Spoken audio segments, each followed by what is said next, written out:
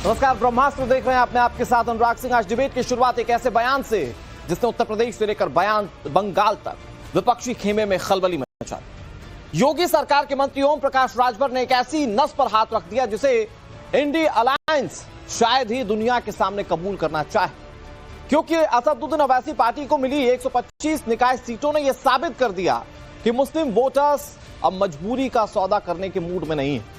एक तरफ ओवैसी की दहाड़, दूसरी तरफ पश्चिम बंगाल में हुमायूं कबीर जैसे नेता ममता बनर्जी के लिए सिरदर्द बन रहे हैं।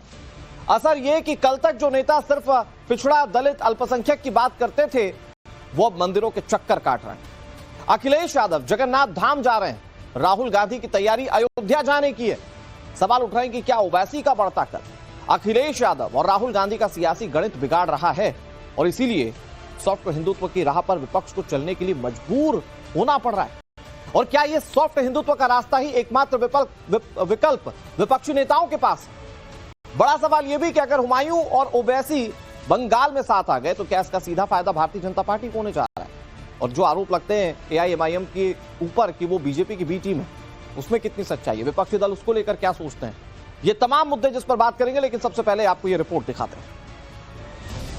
सियासत में कोई भी बयान बेवजह नहीं होता। ओम प्रकाश राजभर ने अपने ताजा बयान से विपक्ष की एक ऐसी दुखती नस पर हाथ रख दिया है जिससे यूपी से लेकर बंगाल तक सियासी खलबली मच गई है। यूपी सरकार के मंत्री और सुहेलदेव भारतीय समाज पार्टी के अध्यक्ष ओम प्रकाश राजभर अपनी बेबाक बयानबाजी के लिए मशहूर हैं। कभी उनके शब्द विवाद खड़े कर देते हैं तो कभी विरोधियों को बड़ा सबक दे जाते हैं। लेकिन इस बार राजभर ने सीधे कांग्रेस और समाजवादी पार्टी के कोर वोट बैंक पर सर्जिकल स्ट्राइक की। देखिए, ये तो अच्छी है कि मुसलमानों में कम से कम चेतना आई है। उस चेतना की देन है कि बीएमसी चुनाव में महाराष्ट्र में 125 सीट जीते हैं। उसी तरह यूपी में भी चेतना जागृत करें। खाली गुलामी करेंगे सपा का, कांग्रेस का, यहाँ भी चेतना जागृत, अपने अधिकार के लिए लड़ें। हमसे सीख ले यूपी में मुसलमान। हम 6 एमएलए लेकर के और अब गरीब, कमजोर, वंचित शोषितों को जो है बराबर लड़ते रहते हैं उनको लेके, और उनकी आबादी 20% है और सपा में खाली गुलामियां करेंगे। ओवैसी के साथ खड़े हो जाते तो फिर उनके भी जैसे वहां 125 जीते हैं ना, तो यूं जो है 30-40 को जीत जाते हैं। तो कम से कम सदन में रहते तो लड़ते ना। वो तो जितने विधायक हैं सब गूंगा, बहरा, लंगड़ा, लूज हैं सब।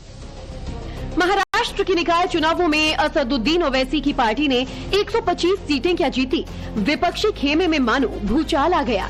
जबकि राजभर की चेतावनी ने ममता बनर्जी से लेकर अखिलेश यादव तक के माथे पर चिंता की लकीरें खींच दी हैं। पश्चिम बंगाल में एक तरफ ओवैसी की सक्रियता है तो दूसरी तरफ मुर्शिदाबाद में बाबरी मस्जिद की नींव रखने वाले टीएमसी के पूर्व विधायक हुमायूं कबीर ममता दीदी की मुश्किलें बढ़ा रहे हैं। यूपी में भी हालात जुदा नहीं है। ओवैसी की दहाड़ से अखिलेश और राहुल को मुस्लिम वोट बैंक छिटकने का डर सताने लगा है। यही वजह है कि कल तक जो नेता सिर्फ पीडीए की रट लगा रहे थे, वो अब मंदिरों की चौखट पर नजर आ रहे हैं, क्योंकि सपा प्रमुख अखिलेश यादव ने हाल ही में जगन्नाथ मंदिर की यात्रा की, तो राहुल गांधी के भी अयोध्या जाने के कयास लगाए जा रहे हैं। ममता बनर्जी महाकाल मंदिर बना रही हैं, हर हर महादेव कर रही हैं। कल अखिलेश यादव साहब जगन्नाथ मंदिर गए हुए थे। क्या इनको वोटों का आपकी तरफ जाना, खास करके माइनॉरिटी वोट आपकी तरफ जाने का डर है, जो अब वापस हिंदू वोटों की तरफ जाने की कोशिश कर रहे हैं? देखिए, यही तो प्रॉब्लम है। आप अगर मुझसे हमदर्दी के और वफा की बातें करते हैं तो जमीन पर क्या हो रहा है? क्या मेरी क्वालिटी ऑफ लाइफ में इंप्रूवमेंट आया है? क्या सिविक कम्युनिटीज में इंप्रूवमेंट आया है? क्या आपने कुछ सेम्बलेंस ऑफ मुस्लिम लीडरशिप को मौका दिया है वहां पर, या सिर्फ उनको इस्तेमाल करते हैं? तो जमीन पर क्या है? जमीन पर कुछ नहीं है। अब जहां तक बंगाल का सवाल है, हमारे पार्टी की तरफ से आदिल हसन साहब वहां पर गए, 4-5 दिन वो रुके। मेरी मैडम आज शाम में या कल उनसे तफसीली बातचीत होगी, फिर हम लोग डिसीजन लेंगे। जहां तक यूपी का सवाल है, हम बराबर चुनाव लड़ेंगे। और हमारी पूरी कोशिश होगी कि इस बार हमारे वहां से अच्छी तादाद में हमारे एमएलए या विधायक कामयाब हों। सियासी जानकारों का मानना है कि अगर यूपी का मुसलमान ओवैसी की तरफ झुकता है तो सपा और कांग्रेस का कोर स्ट्रक्चर धराशायी हो जाएगा और यही वजह है कि अखिलेश और राहुल अब सॉफ्ट हिंदुत्व की राह पर चल पड़े हैं। ओम प्रकाश राजभर जैसे नेता खुद बेपेंदी के लोटे हैं, उनको खुद नहीं पता कि अगला चुनाव कहां से लड़ना है, क्या करना है। जो आपत्तिजनक बात उन्होंने कहा कि मुसलमान वोटर्स जो हैं वो समाजवादी पार्टी और कांग्रेस के गुलाम हैं। ये आपत्तिजनक बात है, क्योंकि उनको हो सकता है ये लगता हो कि राजभर वोटर जो हैं वो उनके गुलाम हैं। यूपी में अखिलेश की ताकत का असली आधार मुस्लिम वोटर्स ही रहे हैं। आंकड़ों पर नजर डालें तो हकीकत साफ हो जाती है। 2022 विधानसभा चुनाव की सियासी गणित, समाजवादी पार्टी ने करीब 80% मुस्लिम वोट हासिल किए। कांग्रेस को अकेले लड़ते हुए 5% मुस्लिम वोट मिले। AIMIM को तब केवल 1 से 2% मुस्लिम वोट ही मिल पाए। लेकिन अब बिसात बदल चुकी है। बिहार से लेकर महाराष्ट्र तक के नतीजों ने साबित कर दिया है कि मुस्लिम वोटर्स ओवैसी के करीब आ रहे हैं, जिसका सीधा नुकसान इंडिया गठबंधन को उठाना पड़ा है। अब सवाल ये है कि क्या ओवैसी वाकई यूपी 2027 विधानसभा चुनाव में इंडिया गठबंधन का खेल बिगाड़ेंगे, या फिर राजभर का ये बयान मुस्लिम वोटर्स को उकसाने की एक चाल है ताकि सपा कांग्रेस के वोट बैंक में सेंध लगाकर एनडीए की राह आसान की जा सके। ब्यूरो रिपोर्ट, टाइम्स नाउ, नव भारत। देश की सियासत में जब भी भारतीय जनता पार्टी को चुनाव हराने की बात की जाती है या कोशिश की जाती है तो वहां पर कोशिश की जाती है कि एक पर्टिकुलर वोट बैंक को कंसोलिडेट किया जा सके। कुछ राजनीतिक पार्टियां उस वोट बैंक पर अपना अधिकार समझती हैं और वो राजनीतिक पार्टियां उसका फायदा लेकर चुनाव जीतती भी आएंगी। कई सीटों पर ऐसा वर्चस्व कि सालों साल उसी राजनीतिक पार्टी का कोई भी नेता जीत जाता। लेकिन क्या जो सालों साल चलता आ रहा था, जो ट्रेंड था मुस्लिम वोटों को लेकर, वो असदुद्दीन अवैसी बदलने जा रहे हैं? बिहार चुनाव याद कीजिए। बिहार चुनाव में असदुद्दीन अवैसी ने ऐसी सेंध मारी कि मुस्लिम बाहुल इलाकों में कि वहां पर आरजेडी और कांग्रेस पार्टी का समीकरण बदल गया। और सबसे अच्छा एग्जाम्पल तो ये महाराष्ट्र के निकाय चुनाव में 125 सीटें जीत गई AIMIM बिना किसी मैनिफेस्टो के, सिर्फ ये कह के कि हम खड़े मुस्लिम वोटों के साथ। तो क्या ये बदलता हुआ ट्रेंड है मुस्लिम वोटर्स का?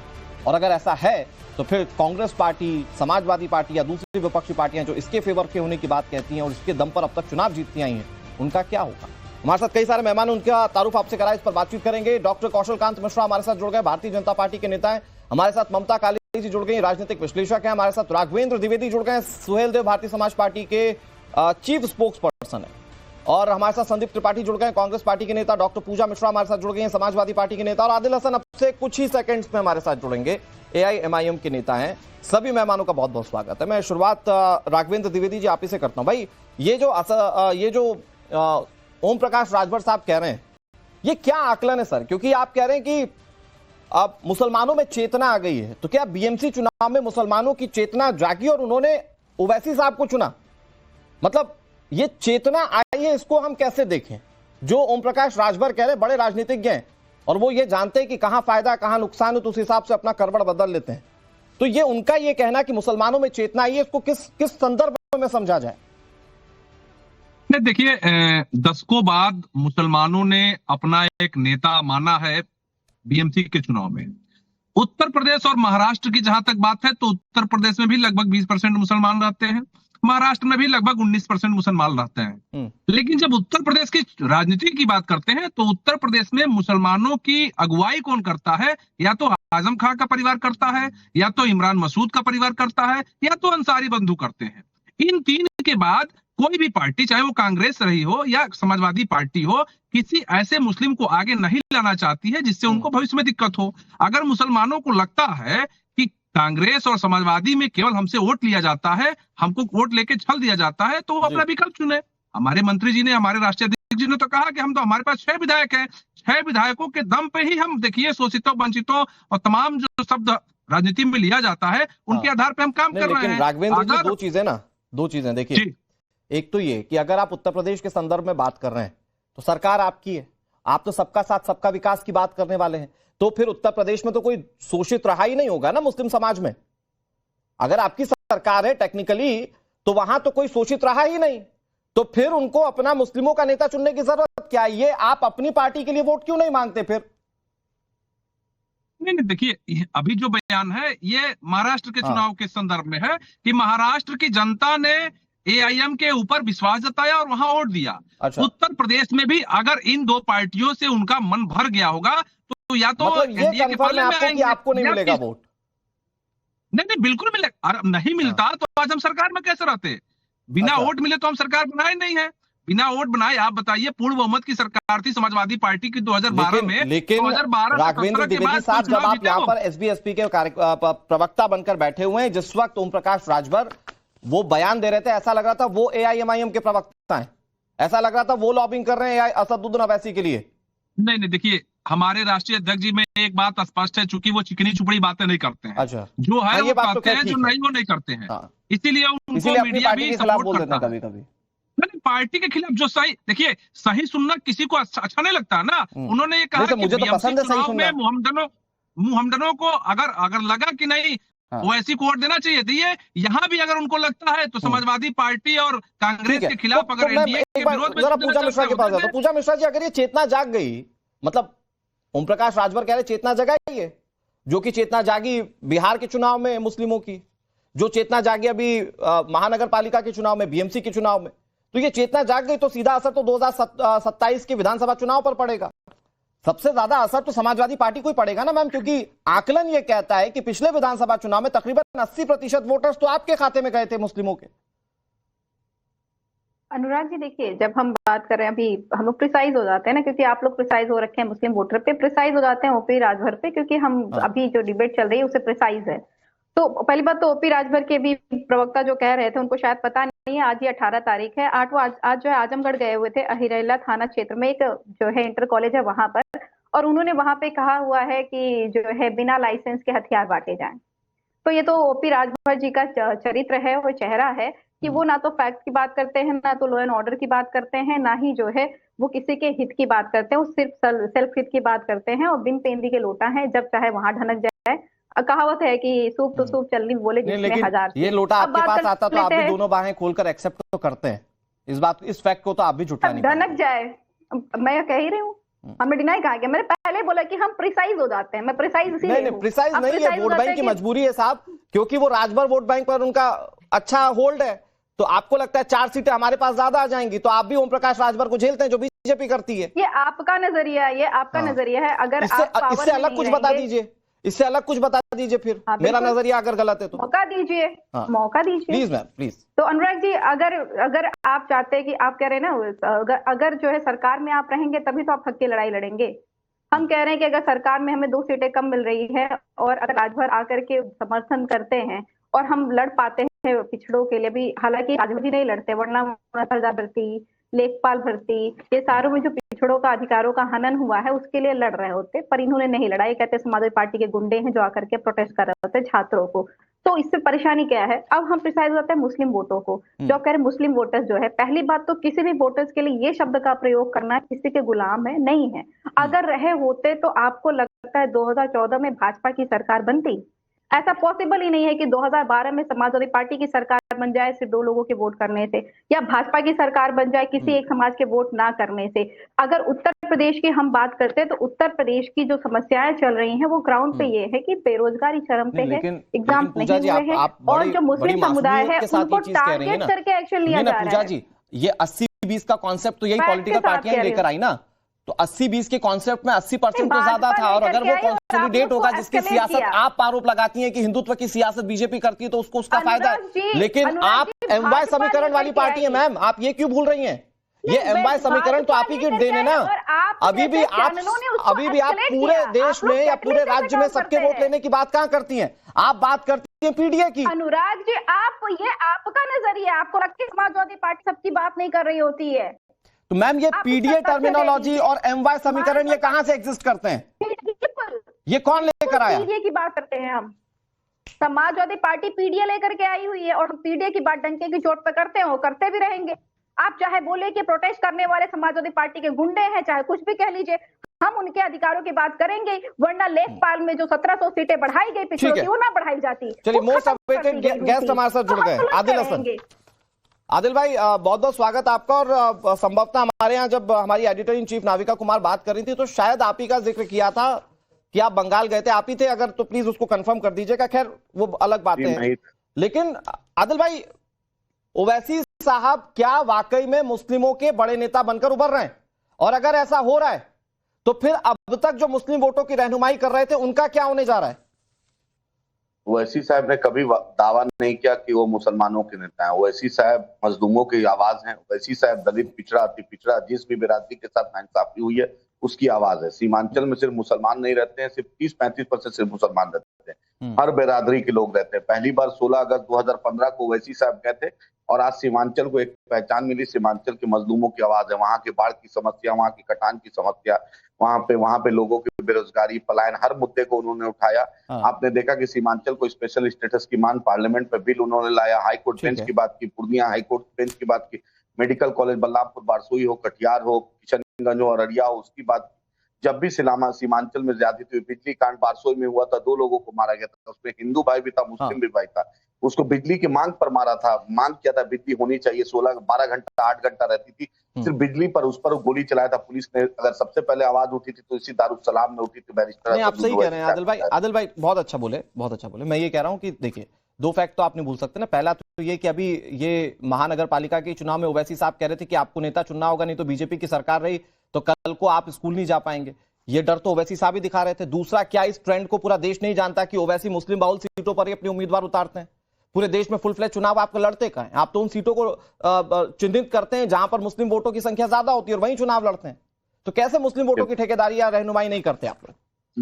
अनुराग भाई, पहली बात की बीजेपी ऐसी पार्टी है जो एक जम्मू कश्मीर में मेडिकल कॉलेज बंद होता है, उसमें जश्न मनाती है, 42 बच्चे मुसलमान हो जाते हैं। अब्दुल नासिर बैतूल में एक आदिवासी बहुल इलाके में स्कूल खोलता है, उसको मुसलमान मदरसा के नाम पर उस बुलडोजर कर दिया था स्कूल को। आपने देखा मुस्लिम इलाकों में थाना खुलता है लेकिन हॉस्पिटल और स्कूल नहीं खुलता है। ये Sachar commission, Ranganath Mishra commission, Kundu commission, Mahmood Rahman report, Fatmi committee, ये आपके सामने है। ये कोई MIM का रिपोर्ट नहीं है, भारत सरकार की। नहीं आदिल भाई, आप सारी बात ठीक कह रहे हैं। कौशल कांति जी सुन रहे और मैं उनके पास भी जाऊंगा और इन सारी बातों का जवाब दूंगा। आदिल भाई, मैं ये कह रहा हूं कि क्या जो दूसरी विपक्षी पार्टियां थी जिन पर आरोप, अभी हमारे साथ नाविका कुमार के साथ जब ओवैसी साहब बात कर रहे तो उन्होंने कहा कि अब तक दिया क्या कांग्रेस पार्टी ने या समाजवादी पार्टी ने? इसका मतलब यह कि वो भी जानते हैं कि अब तक रहनुमाई करने वाली यही पार्टियां थी। तो क्या अब मुस्लिम वोटर्स की चेतना जाग गई है और क्या नेता के रूप में अब ओवैसी साहब को एक्सेप्ट किया जा रहा है? मेरा सवाल तो ये सुनिए, हम तो सबके, हम मेरे साथ विजय सर हैं, गोवंडी से जीते, काकड़े साहब जीते, अनुराधा उपाध्याय जीते। ऐसा कोई भी म्युनिसिपल कॉर्पोरेशन जो MIM जीती उसमें हिंदू कैंडिडेट, दलित कैंडिडेट, आदिवासी कैंडिडेट, महिला कैंडिडेट हमने जीता। हमने सबको मौका दिया। हाँ, एक सच्चाई है कि जब आपके सामने मैंने बोला सच्चर कमीशन, रंगनाथ मिश्रा कमीशन, हर रिपोर्ट में हमारी स्थिति बदतर, हम अपनी आवाज उठाते हैं। पहला दलित में हैदराबाद ये बदतर स्थिति किसने की भाई? 70 सालों तक तो कांग्रेस पार्टी ने राज किया था देश में। उसमें सुनिए, उसमें कांग्रेस सपा भी है, तो उसके बाद उसमें 2014 के बाद जो नरेंद्र मोदी ने MU किशनगंज को पैसा दे दिया, जामिया और अलीगढ़ का पैसा कम कर दिया, और इस pre matric post matric scholarship खत्म कर दिया, पोस्ट डिमांड ड्रिवेन स्कॉलरशिप दे दिया, लेकिन हमारे इलाके में। आदिल भाई, मैं ये कह रहा हूं कि सारी बात सही है, लेकिन ऑनरशिप करने वाली तो 2 पार्टियां ना कि भाई हम सेक्युलर हैं, तो उसमें एक समाजवादी पार्टी है, कांग्रेस पार्टी है। भाई चलिए, बीजेपी को आप जितना कोसना है कोस लीजिए, उन पर तो आरोप लगता है कि वो सिर्फ हिंदुइज्म के आधार पर राजनीति कर रहे हैं। ये दोनों पार्टियां जो अब तक ऑनरशिप रखती थी, तो बदहाली का अगर आरोप लगा रहे तो इन पर ही आरोप लगेंगे ना, क्योंकि मुस्लिम वोटर्स तो उनको वोट दे रहा था। इन पर ये तो पूरे जो पाप की जननी है, इसमें तो कोई शक ही नहीं है कि कांग्रेस पार्टी मेरठ, मलियाना, भिवंडी, भागलपुर, ऐसा कोई शहर नहीं है जहां पर कांग्रेस के चलते फसादात नहीं हुआ। बाबरी मस्जिद को शहीद करने वाली, जड़ ताला खुलवाने वाली, बाबरी मस्जिद में मूर्ति पूजन करवाने वाली, सब कुछ तो कांग्रेस पार्टी ने की, इसमें कोई शक नहीं। लेकिन भाजपा उससे आगे है, भाजपा उसी चीज को बढ़ाती है। आप एक मुस्लिम MP मिनिस्टर नहीं है, एक पासमानदा की बात करते हैं, good question sir, Pasmanda minister MLA नहीं है, good question, you should ask this. Kaushal Kant ji, मैं कह रहा हूं अभी थोड़ा सा वेट कर लीजिएगा सर, क्योंकि एक सेकंड प्लीज जल्दी से, आदिल भाई जल्दी से। देवेंद्र फडणवीस इनके महाराष्ट्र के चीफ मिनिस्टर थे, अपोजिशन पे थे, तो हाई कोर्ट ने कहा था 4.5 रिजर्वेशन महाराष्ट्र के स्कूल कॉलेज में दिया जाए मुसलमानों को, अल्पसंख्यक को। अभी तक नहीं दिया। ठीक है, रूलिंग में ओके सर, दिया, में नाच रहे थे कि दिया जाए। इनके तो फिर कौशल कांत जी, आप थोड़ा सा वेट कर लीजिए। मैं चाह रहा हूं संदीप मिश्रा जी को प्लीज दे आइए, माफ कीजिएगा, संदीप त्रिपाठी जी को। संदीप जी, भाई एआईएमआईएम का कहना है कि आज बदहाली अगर मुस्लिमों की है, उसकी जननी कांग्रेस पार्टी है, समाजवादी पार्टी है। आज जो स्थिति बुरी है जिसमें कि ओवैसी साहब को यह कहना पड़ रहा है कि क्या दिया आप लोगों ने आज तक मुस्लिमों को, तो उस बदहाली का जो कारण है वो कांग्रेस पार्टी और पहले की विपक्षी पार्टियां हैं, और आप लोग ऑनरशिप करते हैं कि भाई हम सेक्युलर पार्टी और मुस्लिम हमको वोट दे। देखिए, ये सर्टिफिकेट सेक्युलर होने का अभी भाजपा के साथी है और एआईएम के साथी हैं। मतलब ये दोनों, एक कहता है कि हम हिंदुओं के लिए काम नहीं करते हैं और एक कहता है मुस्लिमों के लिए काम नहीं करते हैं। हाँ, बिल्कुल सही है। और सामने रख लीजिएगा संदीप जी को, एक एक करके बोलिए। हम हिंदू और मुस्लिम देखकर बिल्कुल काम नहीं करते हैं जी। हम, सच्चाई है कि हम भारत के लोगों के लिए काम करते हैं और यही सच है।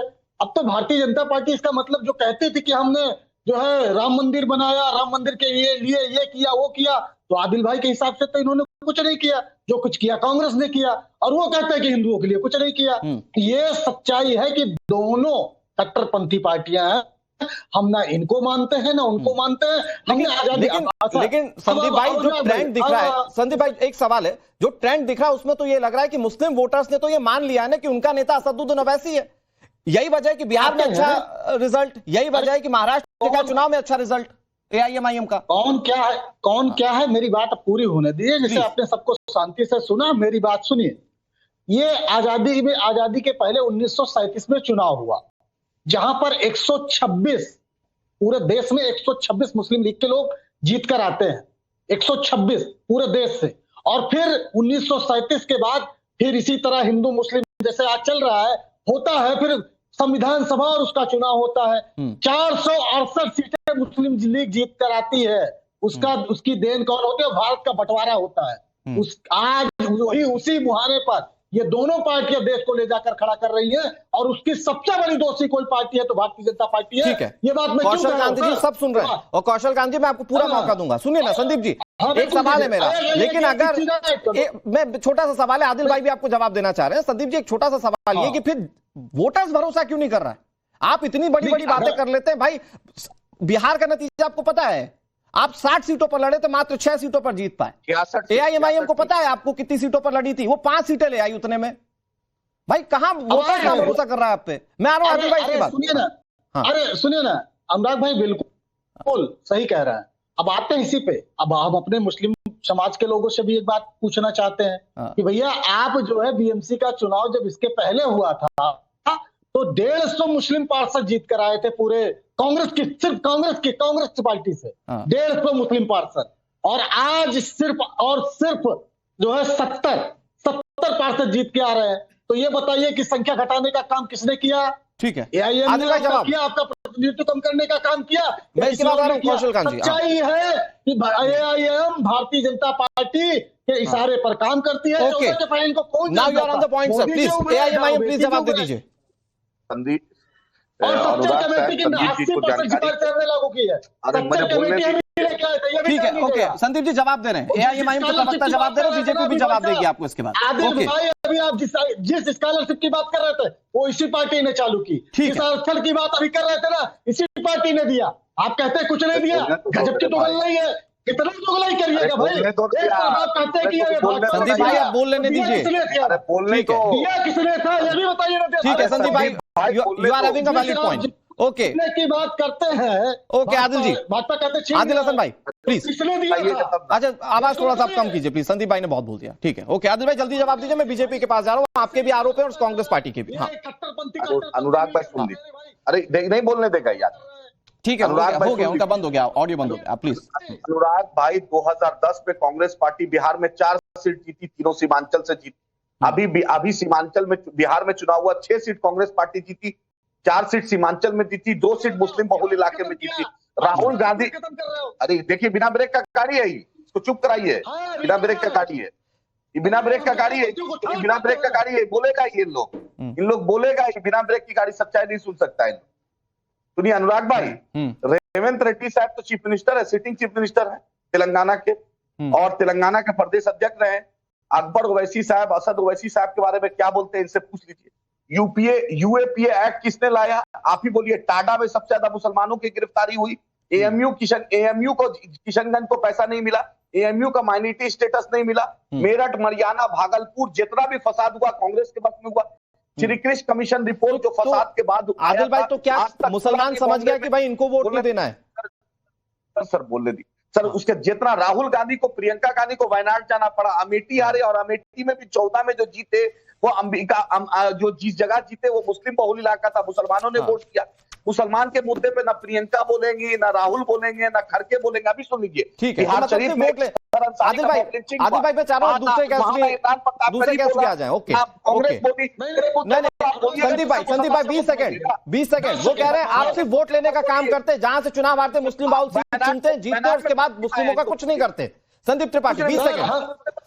अनुराग भाई, सिर्फ मैंने आंकड़े की बात की, महाराष्ट्र का उदाहरण दिया, यही काम इन्होंने मुस्लिम प्रतिनिधित्व करने का काम, खत्म करने का काम एआईएमआईएम और भाजपा दोनों मिलकर कर रही है। ठीक है, ओके, दूसरे को गाली देते हैं, सच्चाई है प्लीज आप दोनों अब ठीक है, हो गया ठीक है, ओके संदीप भाई, आदिल भाई, ओके थोड़ा सा वेट कर लीजिए। अब भारतीय जनता पार्टी को ले आते हैं, आप लोगों के बहुत सारे सवाल, तो उसके बाद ममता काली जी मैं आपके पास आऊं। ठीक है, ओके, हो गया। कौशल कांत जी भाई, लेकिन एक तरफ तो कांग्रेस के आरोप है, कांग्रेस कह रही है कि एआईएमआईएम और भारतीय जनता पार्टी में कोई मतलब डिससिमिलैरिटी नहीं, दोनों एक जैसी हैं। एक धार्मिक हिंदू कट्टरता पर चलती है, एक मुस्लिम कट्टरता पर चलती है, एक उनका ये कहना। दूसरा आदिल भाई ये कह रहे हैं कि जो काम अब तक कांग्रेस करती आ रही थी कि मुस्लिमों को दबाया जाए, वही चीज तो आपने भी सत्ता में आके आगे बढ़ाई है। अनुराग जी, एक पुरानी फिल्म का गाना है, कितनी मासूम लग रही हो तुम, तुम्हें कातिल कहे वो झूठा है, नजर भर के जिसे तुम देख लो वो खुद ही बर जाए। इतने लोग जो बोल रहे हैं और इतने मासूमियत से बोल रहे हैं, तो मुझे तो लग रहा है कि बस यही लाइन फिट होती है। जहां तक रही भारतीय जनता की बात, पार्टी की बात, तो भारतीय जनता पार्टी तो खुल के कहती है कि हिंदुस्तान में रहने वाला हर नागरिक हिंदू है और भारतीय जनता पार्टी हिंदुओं की राजनीति करती है। इसमें समस्या क्या है? क्यों किसी के पेट में दर्द हो रहा है? जिसके पेट में दर्द हो रहा होता रहे। अब बात करते हैं, एआईएमआईएम के दोस्त बोल रहे थे और कांग्रेस के दोस्त दोनों बोल रहे थे। एआईएमआईएम वही पार्टी है जो ये कहती है, एआईएमआईएम वही पार्टी है जो ये कहती थी कि 2 मिनट के लिए पुलिस हटा ली जाए तो फिर पता चल जाएगा कि भारतवर्ष का नक्शा कैसा हो जाएगा। और बिल्कुल सही बात आप लोग कहते हैं, और सभी लोग अभी बोल तो लेने दीजिए भाई, इतनी देर तक सब लोग बोले हो यार, सुन तो लो। इतिहास के ऊपर जब हम बात करते हैं तो सभी लोग कहते हैं कि हम इतिहास की बात करते हैं, वही इतिहास दोबारा आके खड़ा है।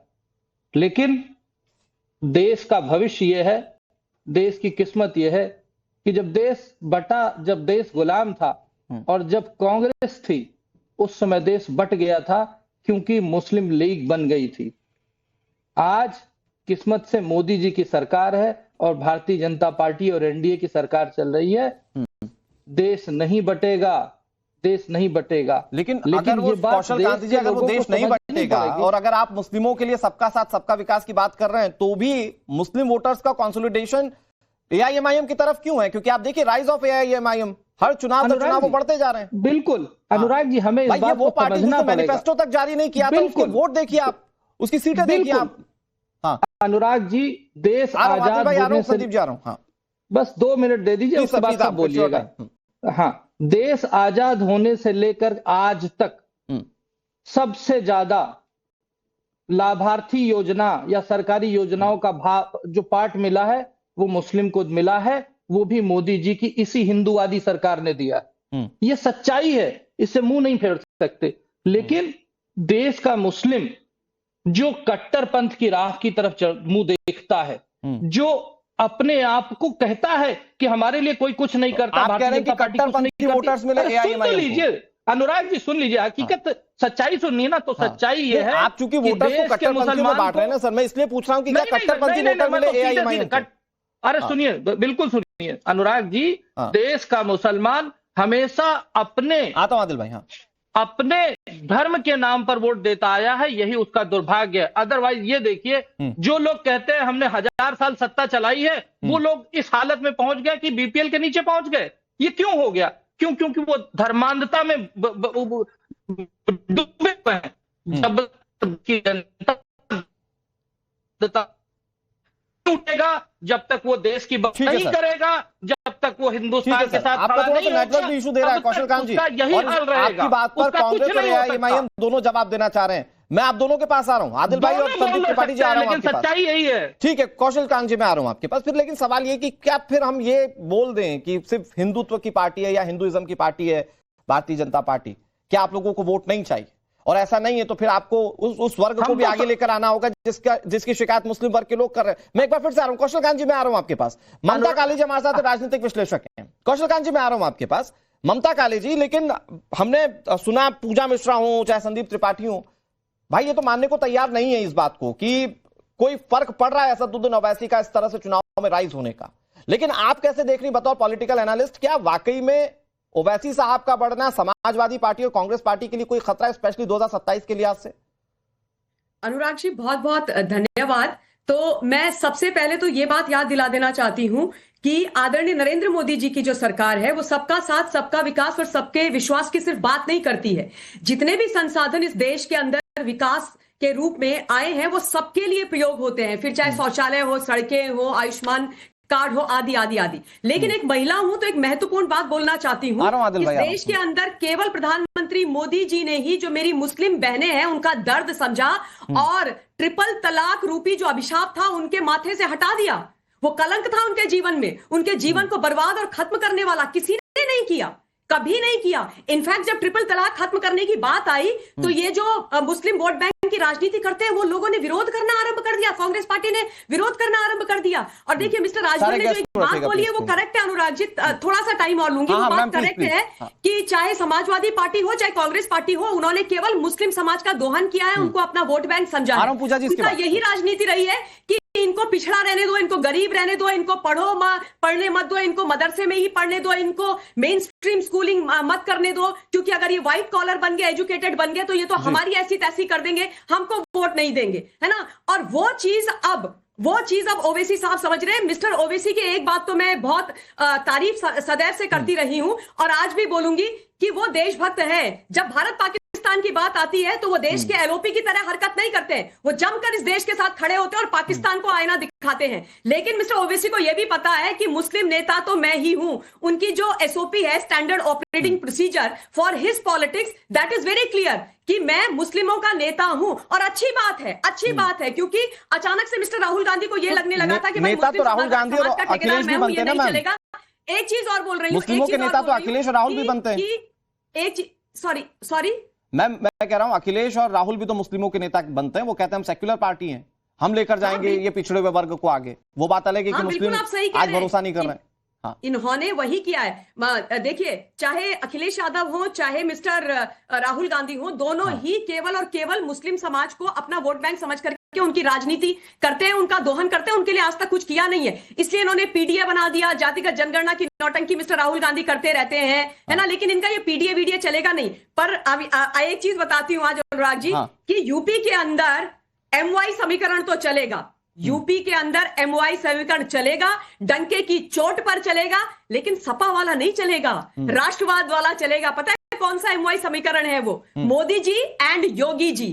तो समीकरण मोदी जी एंड योगी जी का चलेगा, यूपी में चलेगा, पूरे भारत में एक लाइन में बताइएगा फिर ये ओवैसी साहब कितना खेल बिगाड़ रहे हैं कांग्रेस और समाजवादी पार्टी का। मैं आ रहा हूं संदीप जी। हाँ जी, ओवैसी साहब कितना खेल बिगाड़ रहे हैं?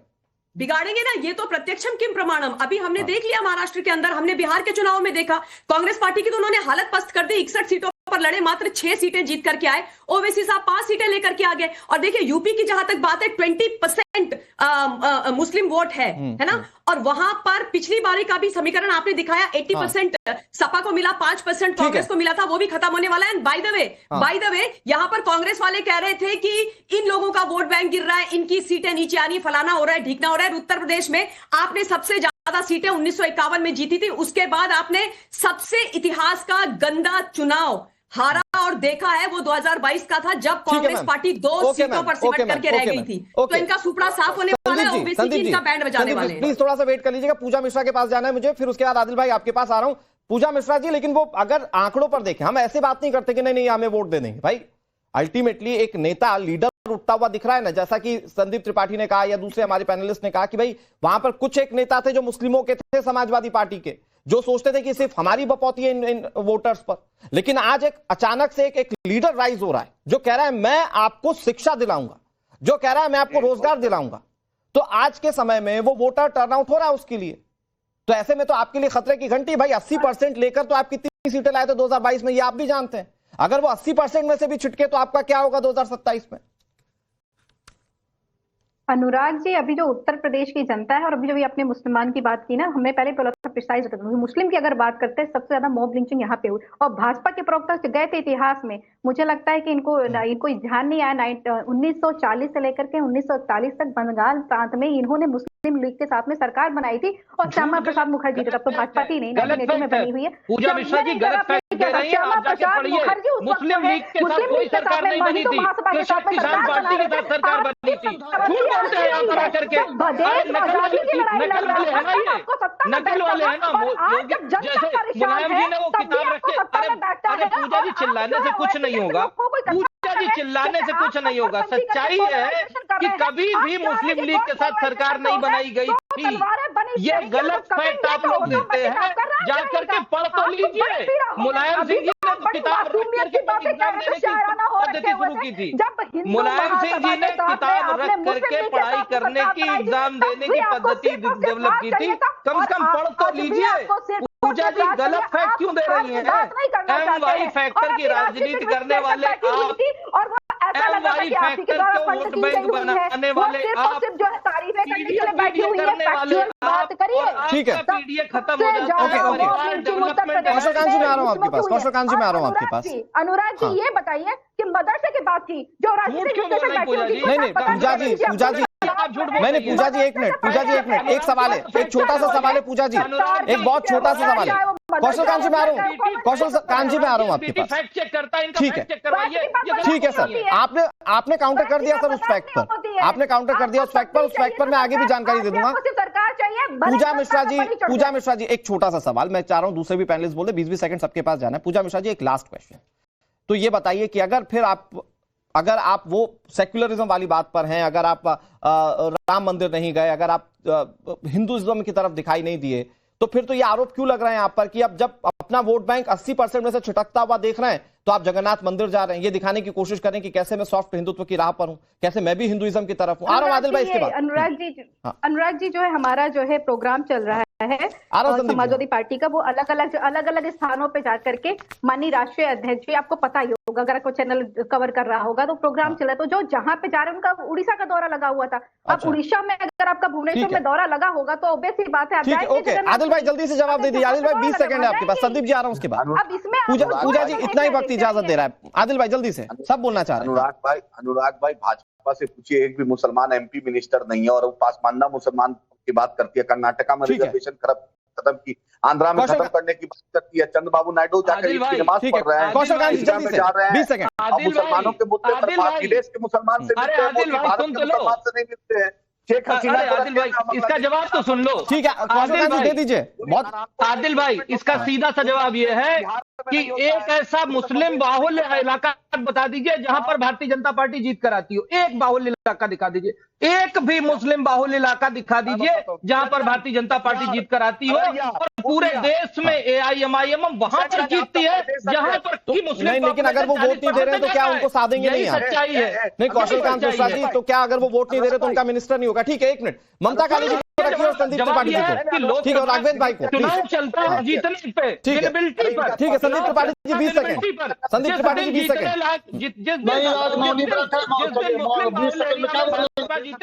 इतनी देर बकवास कराई, जवाब देने का समय नहीं दिया।